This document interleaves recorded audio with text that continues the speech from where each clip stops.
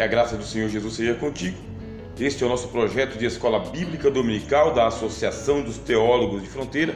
E agora nós vamos para a lição de número 4, que fala sobre Deus e Abel. Acompanhe na sua revista em PDF, que nós enviamos a todos os que participam deste projeto. Se você ainda não tem, solicite e participe do projeto. Deus e Abel. Nós lemos na introdução. Estamos diante do primeiro justo de toda a humanidade. Antes dele, jamais se ouvira falar de um ser humano que adorasse a Deus, tendo fé no coração. Adão e Eva não experimentaram a fé, menos ainda Caim. Abel inaugurou o caminho da salvação, porque ele ofereceu a Deus maior sacrifício do que o de Caim, pelo qual alcançou testemunho de que era justo, dando Deus testemunho dos seus dons. Abel representa Cristo, como ensina o autor aos Hebreus, comparando seu sangue com o de Cristo e nos revelando que Abel intercedia por seu irmão, mesmo depois de morto. Este é o ensino que teremos nesta aula e compreenderemos a importância de se levar uma existência consciente de que a vida continua após a morte. Nós conhecemos algo sobre a história de Abel e Caim. Mas será que nós conhecemos teologicamente? Houve um autor sagrado que escreveu um livro em um Novo Testamento.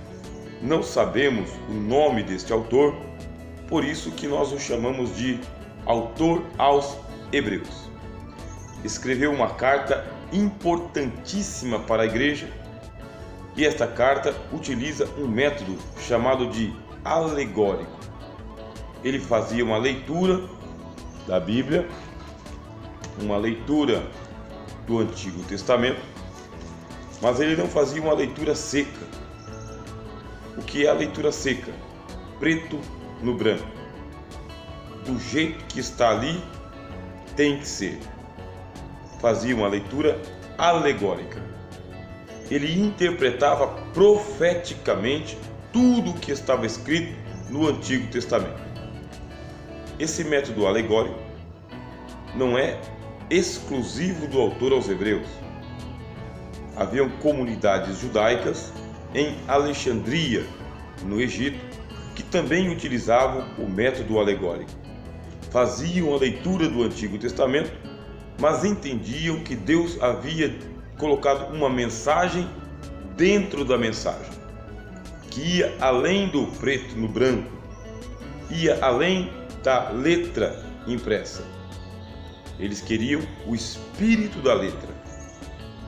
Esse método alegórico, utilizado pelo autor aos Hebreus, ocupa os 13 capítulos de sua carta, e ele compara as personagens da antiga aliança com Jesus.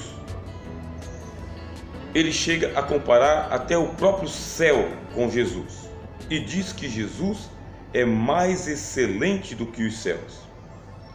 Agora, imagine se ele não é mais excelente do que Abraão, se ele não é mais excelente do que Moisés, se ele não é mais excelente que Abel. Quando estamos usando o método alegórico, procuramos saber qual que é a proximidade entre o Antigo e o Novo Testamento. Se temos que construir uma ponte ou se a ponte já existe. O método alegórico diz que o Antigo Testamento é sombra do Novo Testamento. Tudo aponta para Jesus, inclusive Abel. Por isso aqui nós vamos falar sobre Deus e Abel. O que podemos entender e compreender pela página do Antigo Testamento do ocorrido com Abel e como isso se relaciona conosco hoje. Geralmente, nós vemos que a personagem é utilizada porque a Bíblia diz que ele ofereceu sacrifício melhor que o sacrifício de Caim. Melhor. Agora, o que foi seu sacrifício? Quem era Abel? Como que nós vamos entendê-lo agora? Já na introdução nós dissemos, Abel foi o primeiro justo da história da humanidade. O primeiro a apresentar a Deus fé, coisa que Caim não teve jamais, coisa que Adão também não tinha e Eva também não. Ao menos a Bíblia não fala que eles tiveram testemunho de fé. Agora, de Abel se fala que ele tinha testemunho de fé e Deus deu testemunho de Abel. Vamos entender nesta aula. Acompanhe com paciência. O autor aos Hebreus fala que o sangue de Abel era um sangue intercessor ou um sangue de aspersão. Mesmo depois de morto, ele ainda falava. Como que nós vamos entender isso? Como pode o sangue falar? Como pode Abel estar falando? Eu sou o professor Rogério de Souza e é uma satisfação ter você aqui. Vamos para o primeiro tópico e você vai entender isso um pouco melhor agora. O nome de Abel.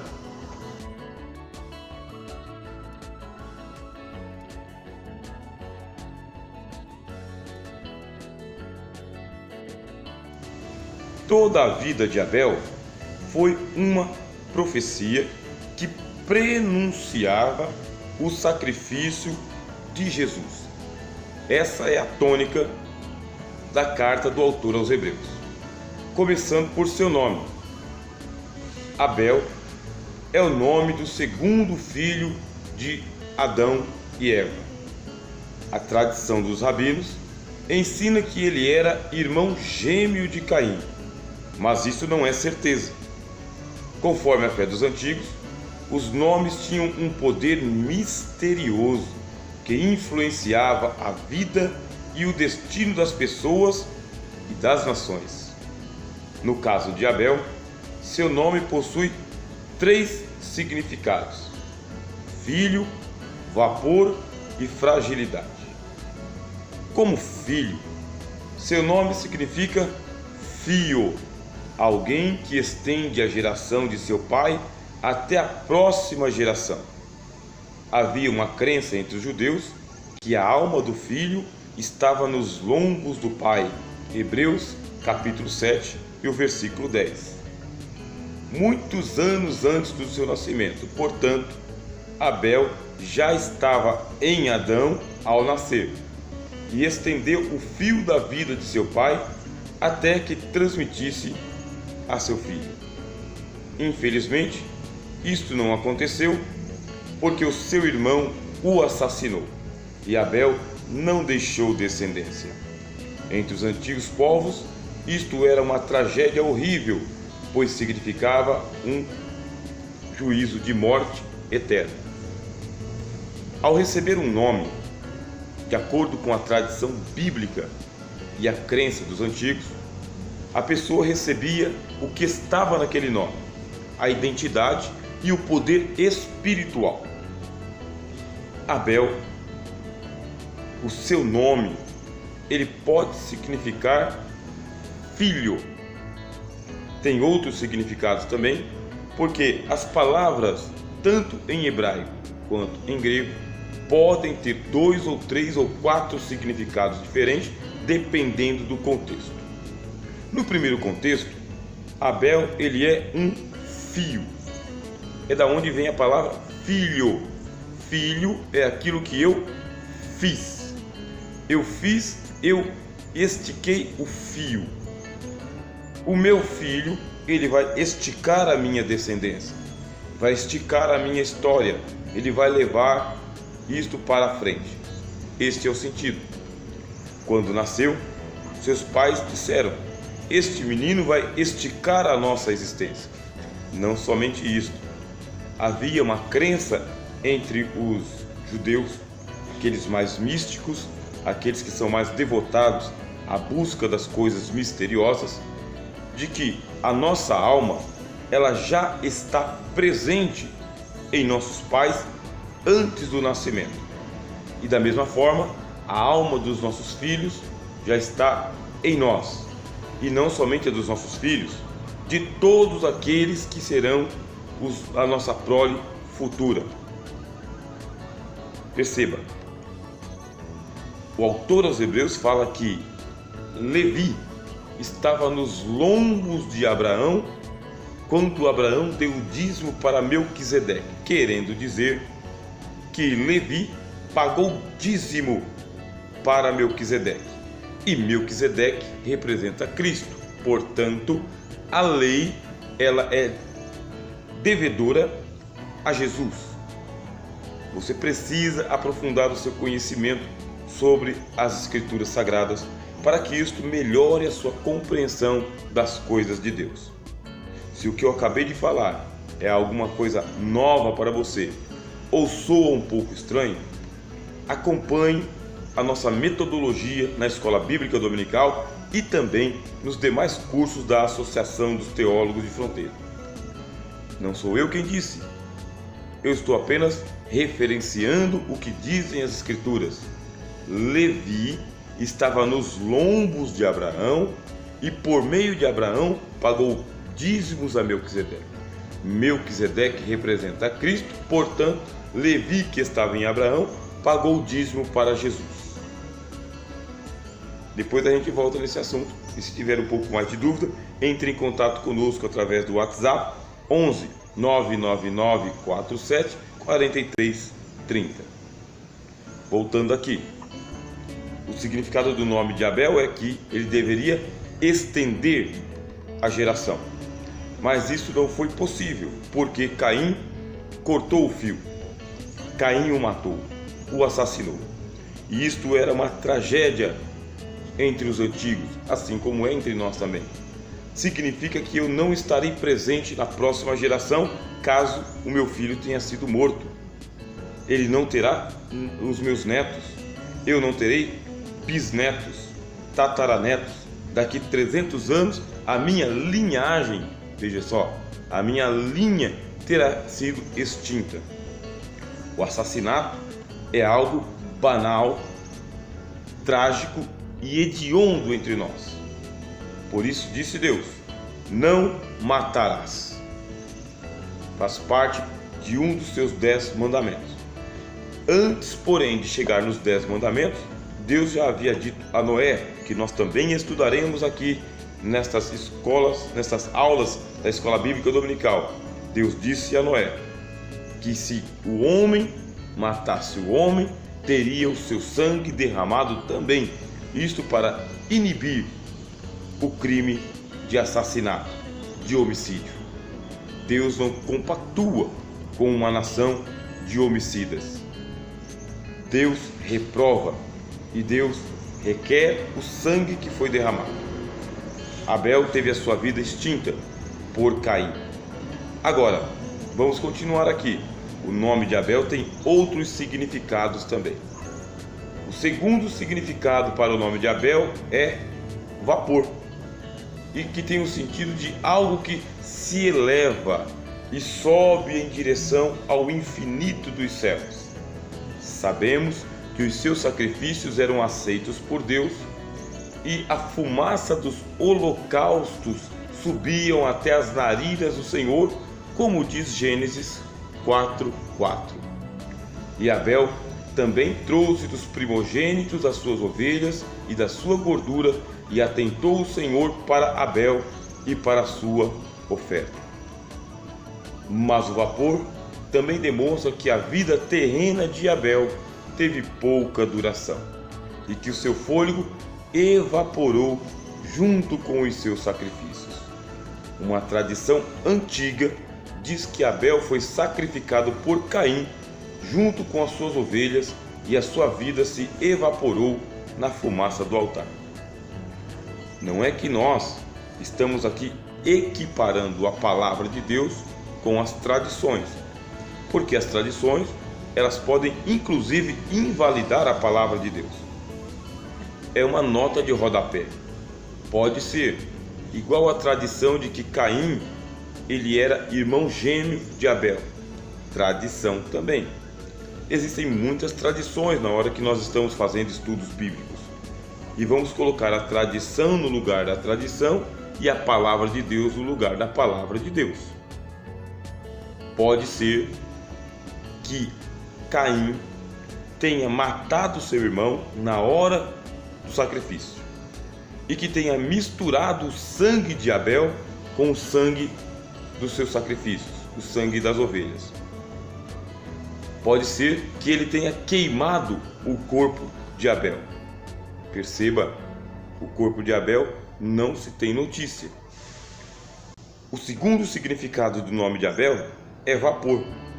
Primeiro, porque as suas ofertas subiam até as narinas de Deus, junto com a fumaça. Não vamos confundir fumaça com vapor, é o sentido metafórico. Quer dizer que Deus recebia aquilo que subia da parte de Abel. Mas o segundo sentido, ele é mais estrito, ele é mais pertinente ao nome. A vida de Abel foi ceifada, como um vapor, algo que evapora. Não deu tempo de ele prolongar a sua prole.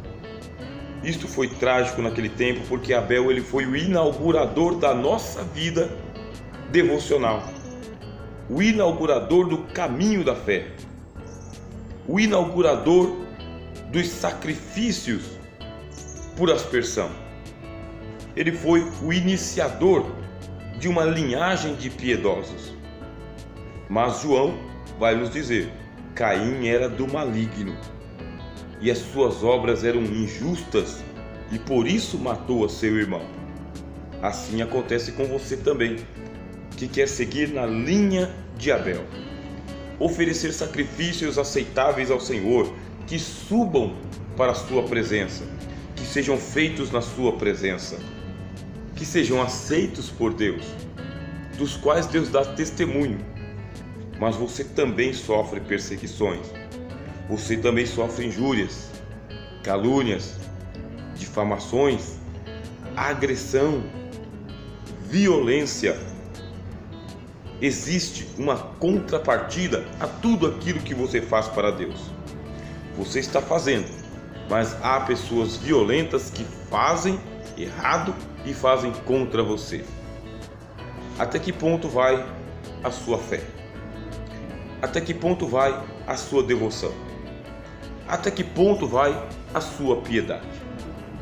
Veja que a piedade de Abel não se restringia ao sacrifício. Ele não fazia sacrifício somente por si, fazia sacrifício por si e por seu irmão também. Por quê? Porque está dentro da nossa devoção sermos sacerdotes do nosso lar, cuidarmos do nosso irmão, cuidarmos das pessoas, apresentarmos diante de Deus. Eu creio que os sacrifícios de Abel eram por ele e por Caim também, que as orações de Abel eram por ele e por seu irmão também. Creio, e é isso que eu estou ensinando para vocês. Abel era um justo. Não podemos manchar o testemunho de Abel imaginando que ele sacrificava só por si, que cuidava só de si. Talvez isto acontecesse com Caim, por isso Deus não aceitava os seus sacrifícios, as suas ofertas. Porque era um sacrifício egocêntrico, egoístico, voltado só para si, ou apenas para cumprir um protocolo, ou por competição contra Abel. Fato é, Deus não aceitou nenhuma das ofertas de Caim, mas aceitou todas as ofertas de fé de Abel. Todas. E eu tenho para mim que ele intercedia pelo seu irmão, ele suplicava pelo seu irmão, amava o seu irmão, como diz João numa das suas cartas. Abel era um homem justo, mas o vapor demonstrou que a vida terrena de Abel foi ceifada. Seu irmão se levantou contra ele e possivelmente o sacrificou, queimou seu corpo. Nós vamos na próxima lição, quando eu estiver falando sobre Caim, descobrir algo que está implícito na morte de Abel. O que é implícito? É algo que está por baixo. Está lá, como a prega de uma roupa. Se você olha para a roupa, ela está costurada, mas você não vê o fio que está costurando a roupa, porque está implícito, está por baixo, está oculto. Preste bem atenção, porque o nome de Abel ainda tem um terceiro significado. O terceiro significado do seu nome é fragilidade, dando a entender que a sua existência sofreu um fácil golpe de morte diante da crueldade de Caim. Ele não desconfiou que seria morto, justamente por alguém a quem ele tinha afeto. Assim também aconteceu com Jesus, cuja vida foi cortada do mundo dos viventes e pelas mãos dos seus irmãos judeus. Desta forma, Abel tipifica Jesus, o Filho de Deus, que estendeu o fio da vida eterna a todos os seus irmãos.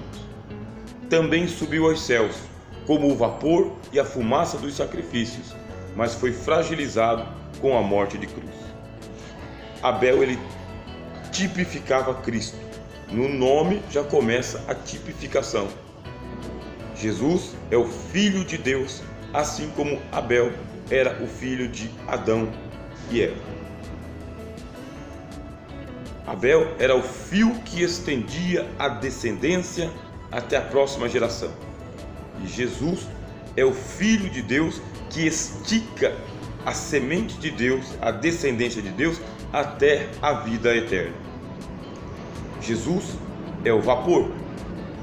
A Bíblia diz, no livro de Isaías, que Cristo foi cortado da terra dos viventes, assim como aconteceu com Abel também na sua jovialidade.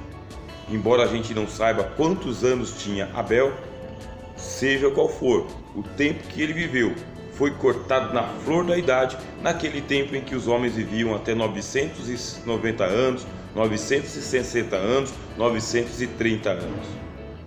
A Bíblia diz que Adão tinha 130 anos quando gerou a Sete, o outro filho, que diz Eva, Deus deu no lugar de Abel, a quem Caim havia matado. Foi cortado demonstrando a fragilidade da vida presente. Esta vida evapora e é uma vida que está exposta ao perigo o tempo inteiro. Sempre existem ameaças contra a vida de um justo, da semente piedosa. E é por isso que nós batalhamos por fé, buscando a Deus no Espírito Santo para que Ele nos preserve neste mundo. É muito importante que as suas orações subam até Deus e nunca deixe de pedir ao Senhor proteção para você e os seus familiares. Cristo disse na sua oração sacerdotal no Evangelho de João, capítulo de número 17: Pai, estando eu no mundo, guardei aqueles que me destes em teu nome. Mas já não estou mais no mundo, mas eles continuam no mundo. E assim como eu os guardei até agora, Jesus orou que eles continuem sendo guardados em teu nome. É importante nós entendermos que este mundo ele é hostil aos filhos de Deus. Você passa tribulações, você vê coisas tão estranhas acontecendo com você depois que você abraçou a fé. Agora que você está com fé, por que coisas tão trágicas acontecem com você? É porque este mundo te odeia, disse Jesus. Se você fosse do mundo, ele te amaria. Mas agora que você não é do mundo, ele deve te aborrecer. O mundo ama o que é dele, mas o que não é dele é perseguido pelo mundo, assim como Caim perseguiu Abel. É difícil manter a profissão de fé, é difícil manter a caridade, é difícil manter a piedade e a devoção. Você pode sofrer perdas, e grandes perdas, isto é trágico.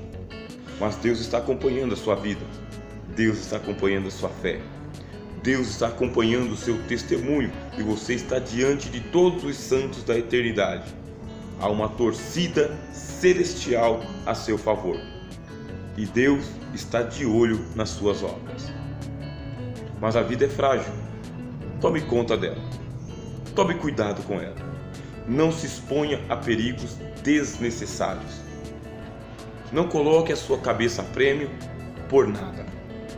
Preserve a sua fé. Preserve o seu corpo. Preserve a boa fama que Deus te deu. Ore ao Senhor e Ele te preservará. Nós iremos agora avançar em nosso estudo, falando justamente sobre isso, a fé de Abel.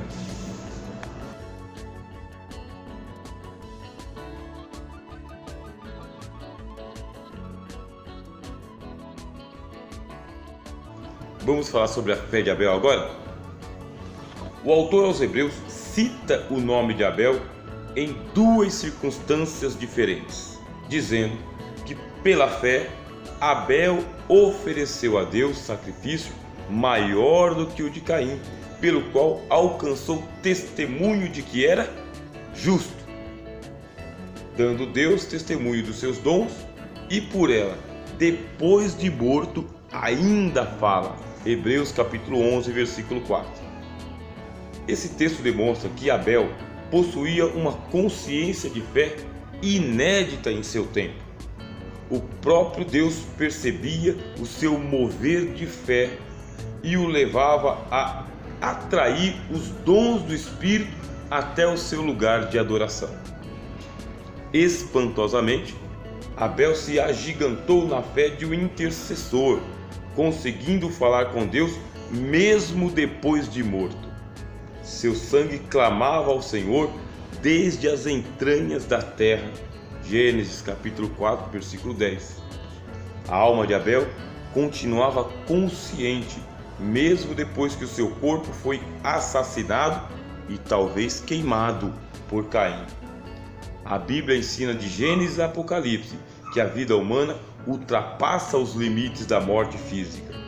Semelhante a Abel, as Escrituras dizem que existem almas debaixo do altar de Deus que também estão clamando, pois foram mortas antes do tempo e as suas vidas foram ceifadas da terra.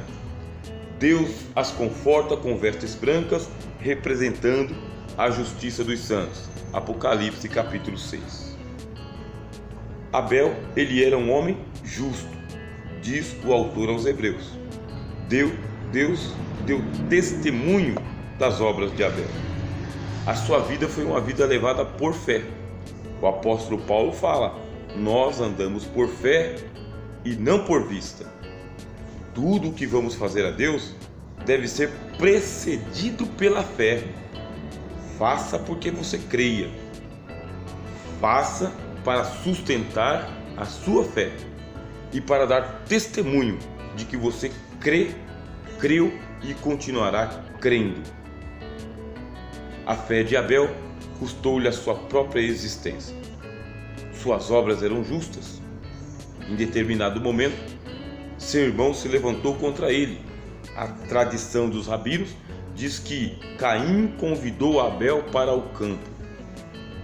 A nossa Bíblia diz que os dois estavam em um determinado lugar e Caim levantou-se contra Abel e o matou. Não sabemos quanto tempo se passou entre a morte de Abel e o momento em que Deus veio, mas que passou um bom tempo, isto passou. Talvez Caim pensou: ninguém viu, ninguém sabe, e pode ser que ele tenha dado sumiço do corpo do seu irmão, queimando ele junto com os sacrifícios.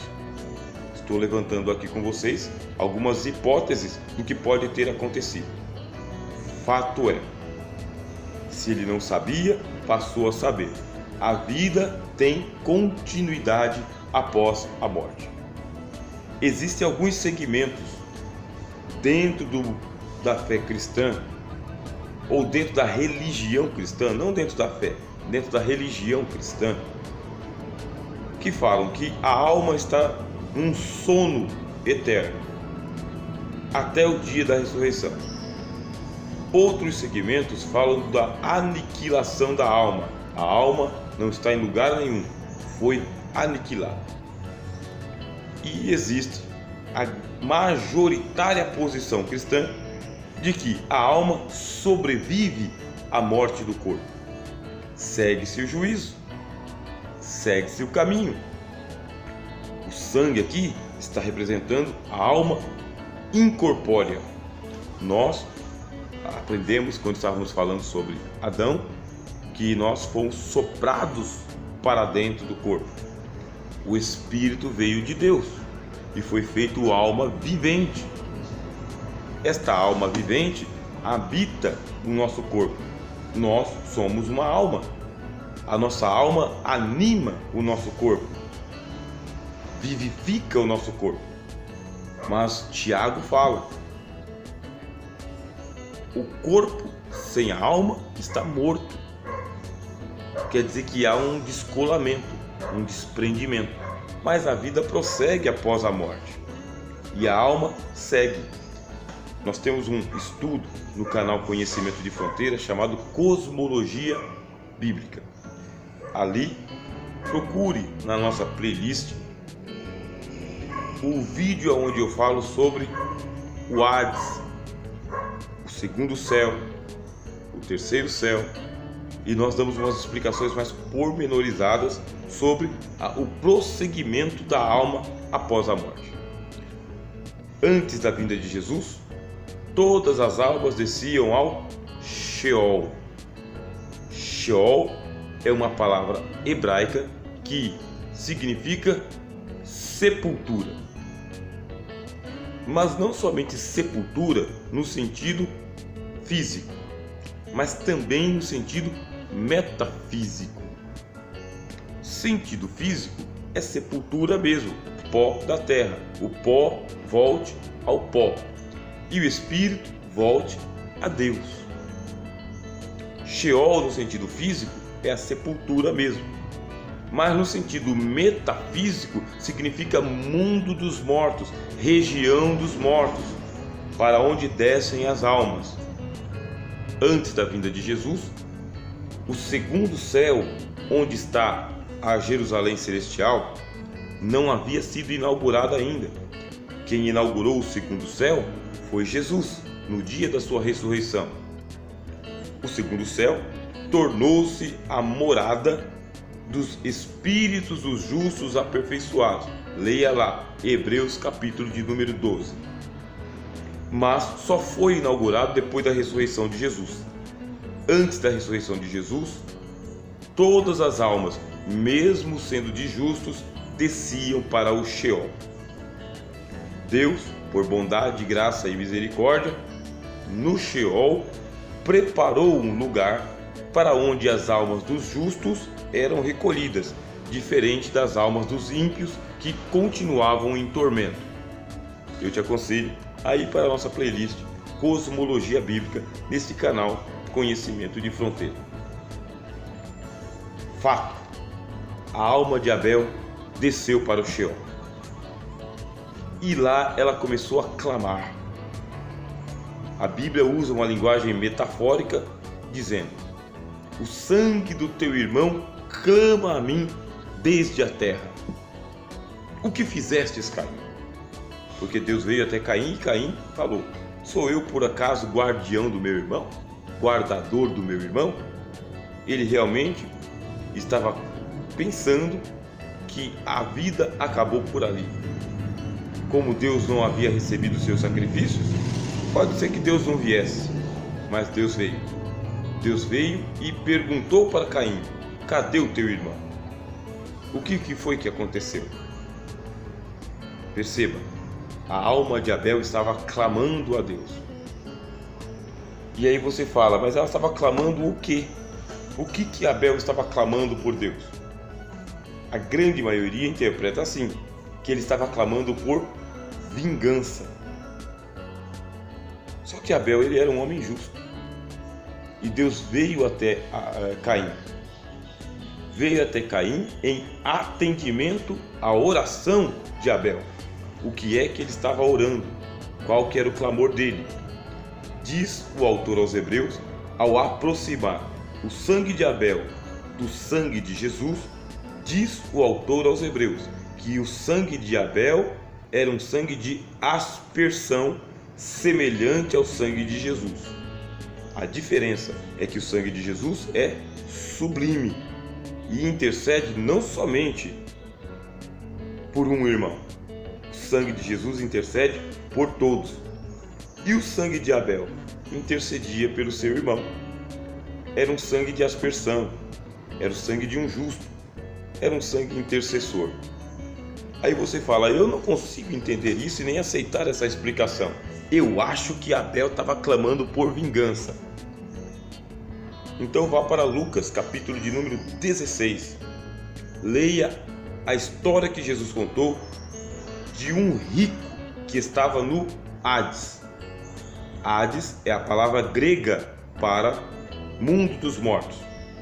Os judeus usam a palavra Sheol, sepultura. Os gregos usam a palavra Hades, mundo dos mortos.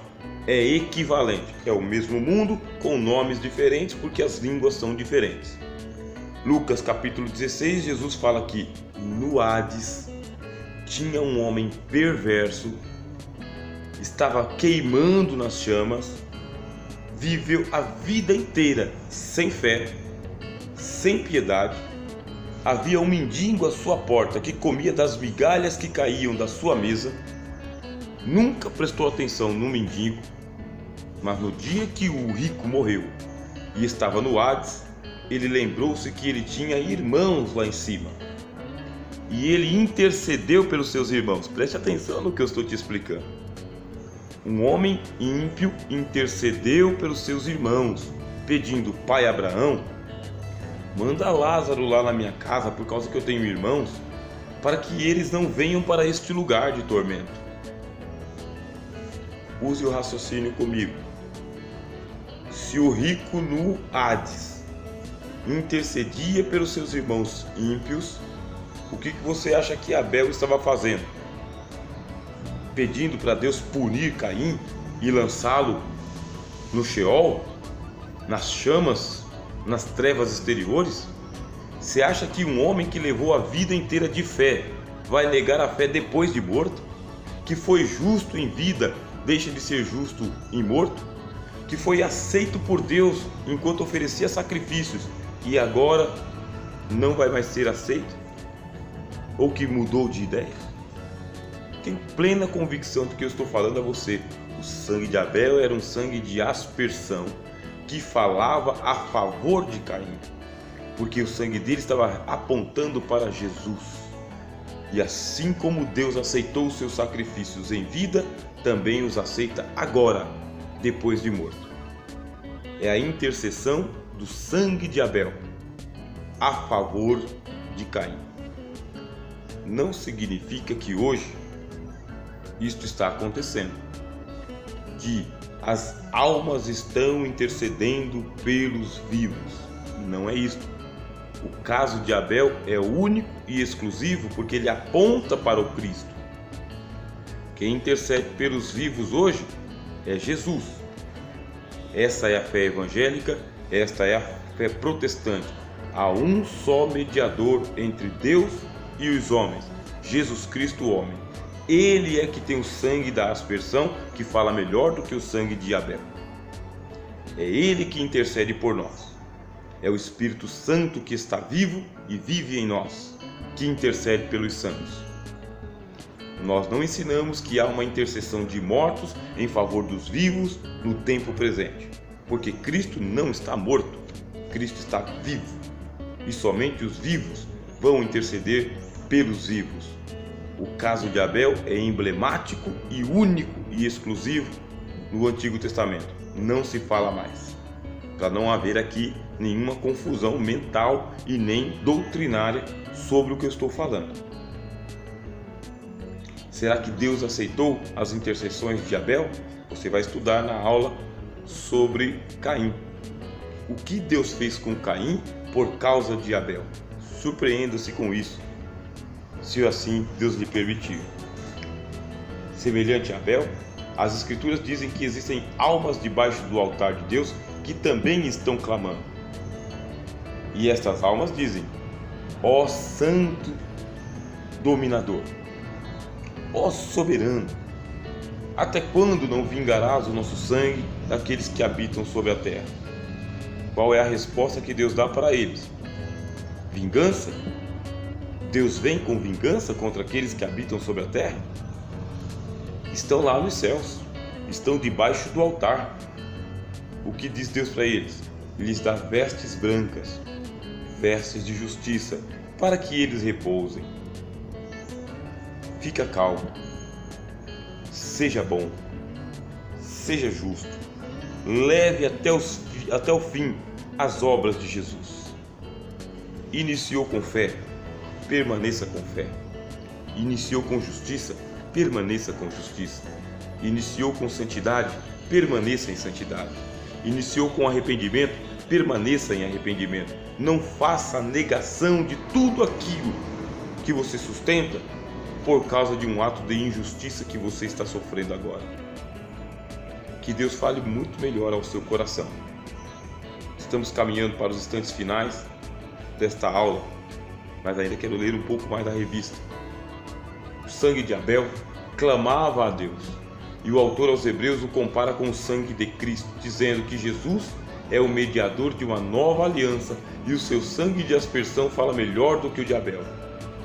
Eis o mistério: o sangue de Abel foi aspergido em sacrifício e mesmo depois de morto intercedeu por Caim. Não podemos imaginar que Abel clamava contra Caim, pois ele era um homem justo. O apóstolo João diz que Caim era do maligno e matou o seu irmão. E por que causa o matou? Porque as suas obras eram más e as de seu irmão justas. Abel, sendo justo em vida, continuou justo na morte, e o seu sangue intercedeu pelo seu irmão. Veremos na próxima aula os resultados extraordinários da intercessão de Abel, que abriu a Caim uma oportunidade de redenção. Ele representou o sacrifício de Cristo, cujo efeito redentor se estende não somente aos assassinos, mas a todos os pecadores do mundo, em todas as culturas da terra, em todas as gerações, tanto as que surgiram antes da cruz, quanto as posteriores. O sangue de Jesus é intercessor e clama a Deus dia e noite em favor dos que estão ignorantes e errados no pecado. Se o sangue de Abel foi poderoso para abrir a Caim a oportunidade de uma nova chance, quanto mais o sangue de Jesus abrirá aos pecadores a nova chance para se tornarem filhos de Deus. Devemos aprender com Abel a jamais amaldiçoarmos os que nos perseguem, não maldizer os que nos maldizem e não tornar mal por mal. Os justos devem perseverar em fazer o bem, do começo ao fim de suas vidas, pois somente dessa forma conseguirão alcançar a excelência da fé, a excelência da fé que agrada a Deus e recebe louvor de bom testemunho nos céus. Termino dizendo a você o seguinte: o sangue de Jesus fala melhor do que o sangue de Abel.